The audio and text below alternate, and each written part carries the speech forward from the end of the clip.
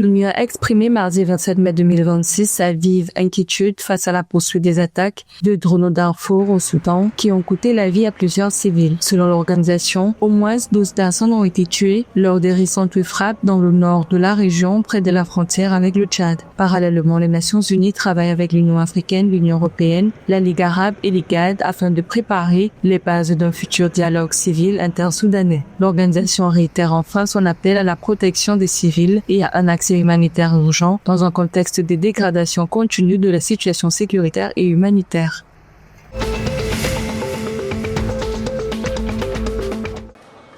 Le Somaliland a lancé le 25 mai 2026 un projet énergétique de 24 millions de dollars à Berbera, une ville côtière située dans le nord-ouest de la Somalie, destinée à renforcer l'approvisionnement en électricité et à réduire la dépendance aux combustibles fossiles. Financé par la société Mirati Global South Utilities, le projet comprend une centrale solaire de 12 MW crête et un système de stockage par batterie 70 MWh visant à améliorer la stabilité du réseau électrique pour les ménages et les entreprises de la région de Saxil.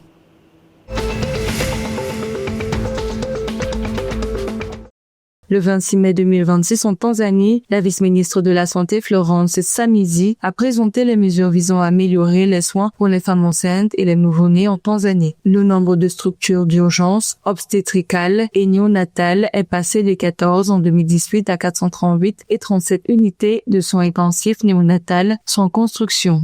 Près de 19 000 professionnels de santé ont été formés aux interventions d'urgence et l'approvisionnement en équipements, vaccins et matériel de suivi des accouchements a été renforcé pour réduire la mortalité maternelle et infantile.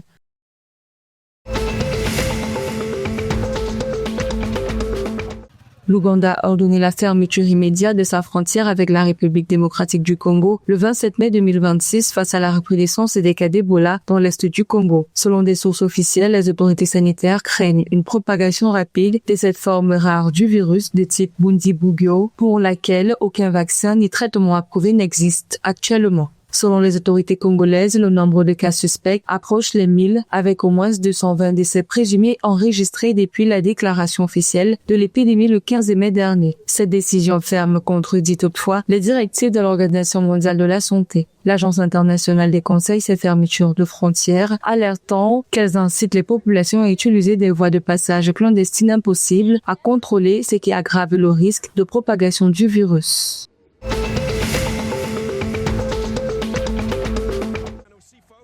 Au Rwanda, les RSSB Tigers ont réalisé un exploit historique le 27 mai 2026 en dominant les Égyptiens d'Al Ahly SC en demi-finale de la Basketball Africa League disputée à la BK Arena. Grâce à cette victoire, les Tigers deviennent le premier club rwandais à atteindre la finale de la compétition depuis sa création en 2021. Porté par un Greg Randall en grande forme et un Oumar Ballo solide, l'équipe locale a su résister au retour des anciens champions d'Afrique dans un match intense.